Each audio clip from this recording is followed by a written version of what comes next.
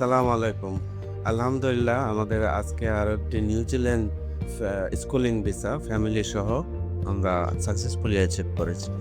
আমি ১ম এই জিজ্ঞাসা করব যে আসলে ভিসার আ জার্নিটা কেমন ছিল? এবার তান্না আপনি যদি একটু বলেন যে আপনার ভর্তি হতে কোনো প্রবলেম হয়েছিল কিনা? জি না, কোনো প্রবলেম হয়নি। ডিএল এর সাথে আপনার টোটাল প্রসেসটা কেমন ছিল? টোটাল প্রসেসটা হচ্ছে ফুল ফ্যামিলির ভিসা হইছে, কিন্তু ১ম এ হচ্ছে বাবার যেটা, ওইটা হচ্ছে রিজেক্ট হইছিল। তারপরে আরও একবার নতুন করে এপ্লাই করা লাগছে। পরে হচ্ছে এখন আলহামদুলিল্লাহ ফুল ফ্যামিলি যেতে পারেন। ধন্যবাদ। ইনিশিয়ালি আসলে ওনার ভিসাটা আগে হয়েছে। তারপরে ওনার যে গার্ডিয়ানস ওনারটা ১ম এ রিজেকশন হয়েছিল।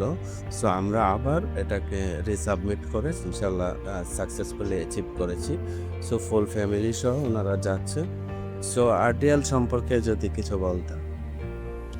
আর্টের সম্পর্কে আমার সম্পূর্ণ ভর্তি থেকে ভিসা প্রসেসিং সব প্রসেসিং তো আর্টেলে হয়েছে, তো ওরা খুবই স্মুথলি এবং নিজের মতো করে কাজটা করছে, যার কারণে কোনো হ্যাসেল হয় নাই।